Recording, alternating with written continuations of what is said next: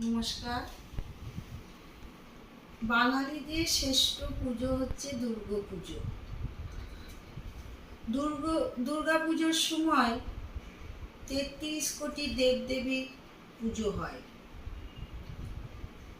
দুর্গাপুজো সময় দেখবেন ৩টে ঘট মায়ের সামনে বসানো হয়।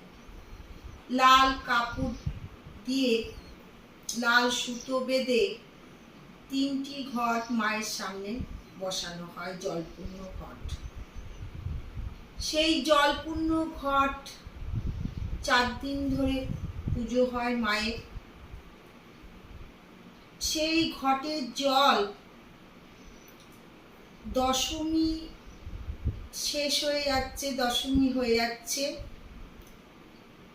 দশমীর দিনই আপনি বাড়িতে নিয়ে আসুন। সেই ৩টি ঘটের মধ্যে একটি ঘট, জলপূর্ণ ঘট বাড়িতে নিয়ে আসুন। নিয়ে এসে বাড়িতে ১ বছর ধরে রাখবেন।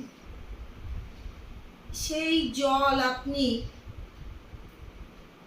লাল সুতোটা হাতে বাঁধবেন, আর জলটি আপনার যে কাজে আপনি যান না কেন, ১ ফোঁটা দিয়ে কপালে দেবেন, গলায় দেবেন, দিয়ে কাজে বেরোবেন।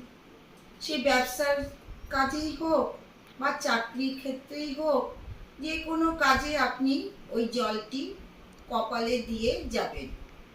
যাদের শরীর টরীর খারাপ হয় ঘন ঘন, তাদেরকে মাথায় বুলিয়ে দেবেন, মাথা বুকে বুলিয়ে দেবেন।